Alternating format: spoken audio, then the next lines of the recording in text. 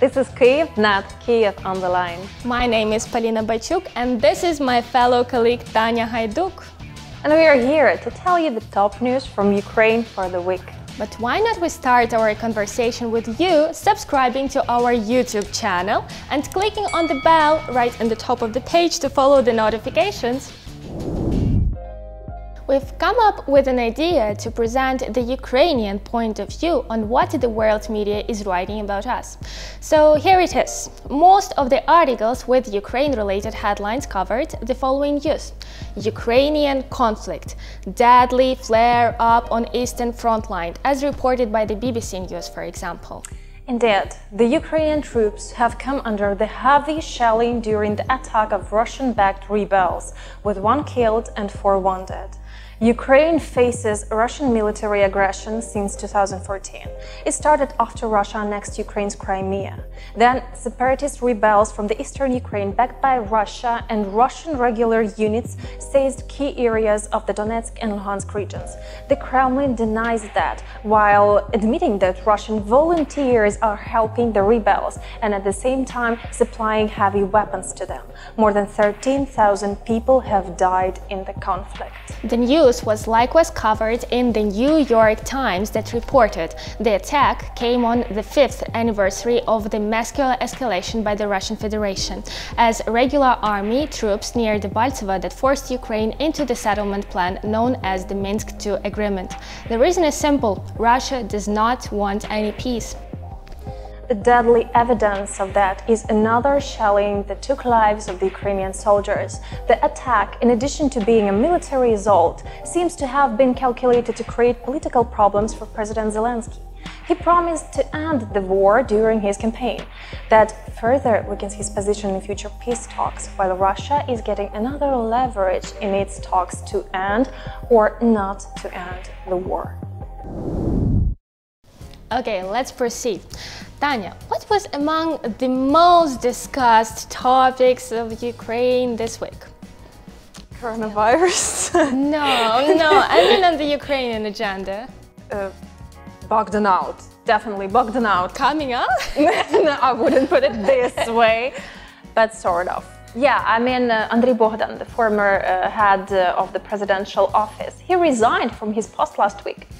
And that made a huge stir in the Ukrainian media, like a huge... Why? What's so important about Bogdan resigning from his post? A couple of things, and it's all about the position, because you need to understand what the position of the head of presidential office means, actually. So first, the presidential office is a very influential state body.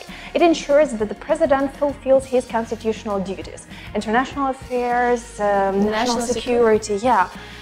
The second, the head of the office is the most powerful man who facilitates the interaction between the president and the parliament, president and the cabinet of ministers, law enforcement officers, etc. So three, and I'm showing one, three. So that's the person who sets the agenda and directly or indirectly influence the president's attitude to this or that issue. That's why it's so influential. He's like the vice president, not number 1, but not number 2 person, yeah, somewhere exactly. in the middle. Andriy Bogdan was that kind of a person. It was Bogdan who initiated the parliament's dissolution, the early parliament elections, and organized the so-called turbo mode parliamentary work. What is what? Turbo mode is a period in the Ukrainian parliament work when a record number of bills were passed during the first months of its work. The main reason was the ruling presidential faction, servant of the people, that could easily gather the necessary majority. Now the faction is less consolidated, so these tricks are getting harder. Indeed, from the very beginning, Bogdan was always behind the president's back. Like literally. Being an experienced official, he succeeded in coordinating the work of the presidential office. Well, his word was of great importance when the cabinet of ministers was being formed, and he also took over the coordination of justice and law enforcement agencies, but none of the above has affected his image. Andriy Bogdan was, is, and will always be associated with his fellow oligarch Igor Kolomoisky. Who is who?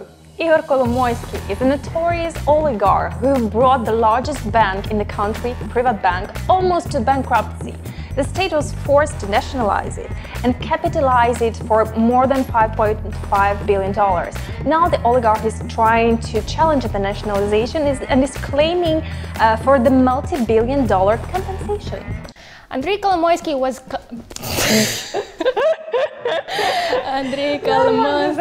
Andrei Bogdan was Kolomoisky's lawyer. His very presence in the president's office was seen as evidence of the oligarch's influence on President Zelenskyy. Yeah, well, initially, by the way, President Zelenskyy was also thought to be a person associated with Kolomoisky because of their long-lasting relations in media business. For this reason, Bogdan was highly criticized on his post, both in Ukraine and abroad. Our sources in diplomatic circles says that it was a condition from the US government to dismiss Bogdan so that Zelenskyy could get the invitation to Washington. You know, the British introduced that new verb to Meghan Markle, to leave the toxic environment, and we introduced our own new verb, to Bogdan out. That means to create the toxic environment and then to Meghan Markle, or to leave it. So. Andrei Bogdan was a rather scandalous character. His communication manner provoked conflicts both in the presidential office and with media. So he was the author of the phrase that the government does need the mediators in communicating with people. Well, then no wonder why the main communication channels are the short video messages in which the president and the prime minister and other officials are talking something about their plans or making statements. Hi, I'm Vladimir Zelenskyy. He was a very good start-upper for the YouTube channel, but not the head of the president's office. Now the Bogdan is out. He Bogdaned out. So, what's next, Polina? The Oscar for the best supporting role goes to Andriy Yermak, the new head of the president's office. Я хотів би почати з, безумовно, з подяки президентові. Хто це такий взагалі? Хто такий Андрій Єрмак? Yermak is a lawyer, a businessman, and a TV producer. For long, he was Zelensky's aide in the most delicate issues, like organizing the exchange of prisoners with Moscow, the preparation for the negotiations in the Normandy format.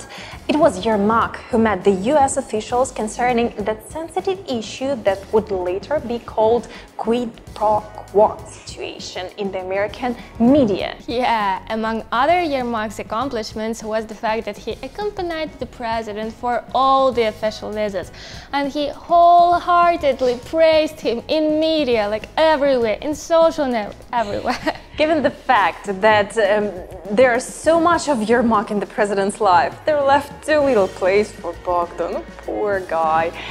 And what else was on the Ukrainian agenda? Let's proceed with the Kyiv, not Kiev digest for the week. Previously, during the speech at the Munich Security Conference, President Zelenskyy expressed hope to start afresh Kyiv's relations with the United States now that proceedings for President Donald Trump's impeachment are over. This way will help Ukraine. I'm ready for next call with Mr. Trump.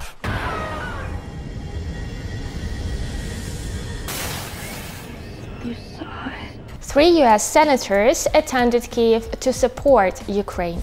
President Zelenskyy had a meeting with Kristalina Georgieva, IMF managing director, to discuss the preparation of a new cooperation program.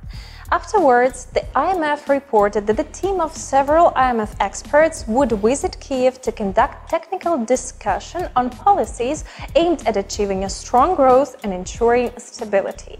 Cooperation with the IMF is of great significance for Ukraine.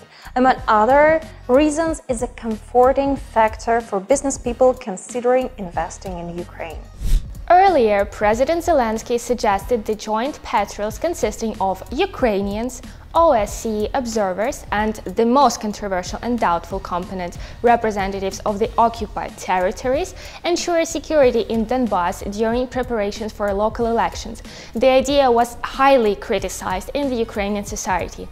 Minister of Economy presented the most attractive sectors to invest. These are agriculture, IT, infrastructure, energy, chemical and pharmaceutical industries, aerospace, and the food industries. If I were you, I would keep my eye on their development, especially knowing that I would get the promised investment nanny who will be kind of a troubleshooter mediating relations between me and the state. Investment nanny? Investment nanny. Investment nanny! Well, Tanya, I've always been... Tanya! Yes, Polina! Seriously, Tanya. I've always been wondering what foreigners think about Ukrainians. Like, what are the most stereotypical stereotypes about us? How do you think? I don't know, maybe they're picturing Ukrainian Cossacks riding horses right in the middle of the Kyiv city. And citing the Ukrainian poem and Taras And eating borscht while riding or something of the kind. And writing the first democratic constitution with his left leg while riding this horse. Who knows? Well, I think that that's not about the stereotypes. I think they think about borscht, the most beautiful Ukrainian women. Which is actually true, it's not a stereotype, let's say. And I don't know. And maybe something else. Could you please write to us in your comments below what are the most stereotypical stereotypes you know about Ukraine? That would be really interesting to say. Yeah, feel free to add the bravest suggestions. Thank you for watching us today. That was Tetiana and Polina. Please subscribe to our YouTube channel, turn on the notifications, clicking on the bell, and put your likes. And remember, Kyiv, not Kiev. From Ukraine with love. Oh my God. Це сміливо. Це дуже сміливо, я вже не можу просто стояти. Ну що, як тобі сподобалось? Я не знаю, нормально. Твоє улюблене слово. А що зразу з рецензіями? Що зразу з рецензіями? Так Мама дивляться, буде покоментують. дивитись. І мама скаже, що доня сонечко.